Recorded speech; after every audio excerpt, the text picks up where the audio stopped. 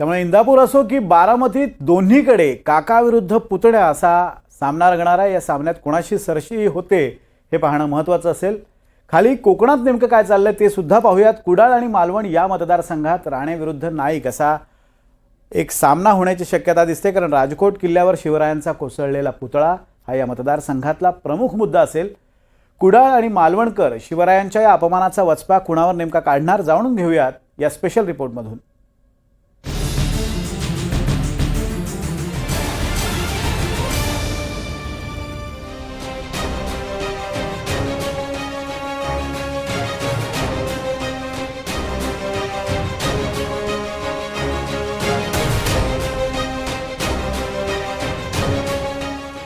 सिंधुदुर्गातील कुडाळ मालवण मतदारसंघ हा शिवसेनेचा बालेकिल्ला। मात्र शिवसेनेतील फुटीनंतर हा बालेकिल्ला ढासळण्याची शक्यता आहे।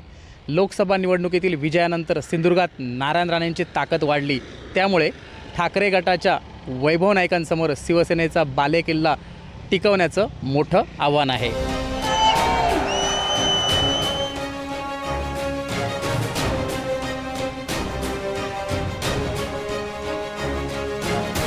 ठाकरे गटाकडून वैभव नाईक निवडणुकीच्या रिंगणात असतील, तर विधानसभेला ही जागा शिंदे गटाकडे जाण्याची शक्यता आहे।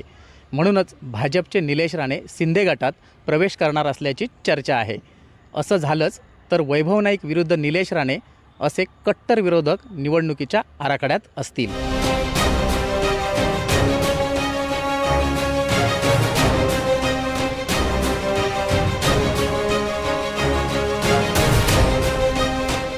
दोन 2014च्या निवडणुकीत वैभव नाईक नारायण राणेंचा पराभव करून जायंट किलर म्हणून नावारूपास आले।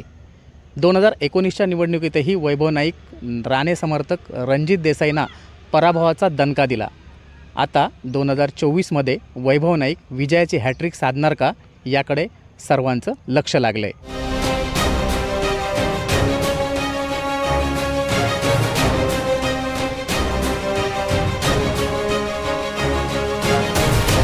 राजकोट किल्ल्यावरील शिवाजी महाराजांचा कोसळलेला पुतळा हा यंदाच्या प्रचाराचा मुख्य मुद्दा असणार आहे। तर भाजपकडून व्होट जिहादच्या मुद्द्याला हवा दिली जाईल। याशिवाय शिवसेनेतील फोडाफोडीच्या राजकारणाचा मुद्दाही महत्त्वाचा विषय ठरणार आहे।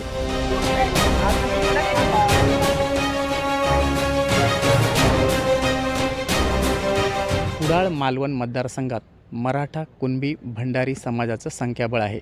याशिवाय मुस्लिम समाजाची संख्या देखील लक्षणीय आहे। त्यामुळे संभाव्य उमेदवार या समाजाची मोट कशी बांधणार यावर विजयाचं गणित ठरणार आहे।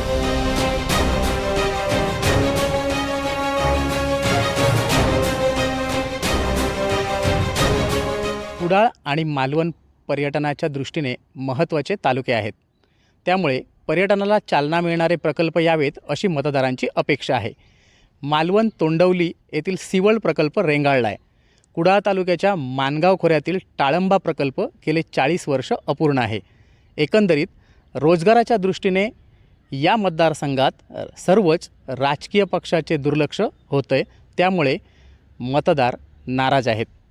गुरुप्रसाद दळवी, NDTV मराठी, सिंधुदुर्ग।